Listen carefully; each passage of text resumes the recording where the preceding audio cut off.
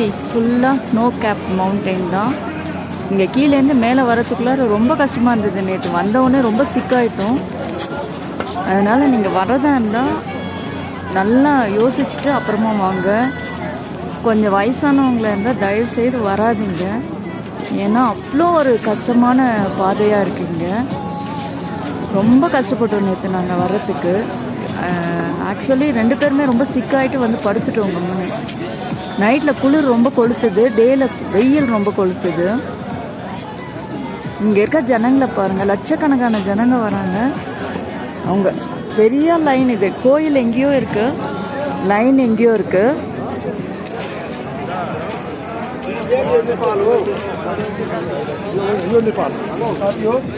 தெரியல தர்ஷன் எப்போ முடியும்னு. மறுபடியும் உங்களுக்கு பார்க்குறேன்.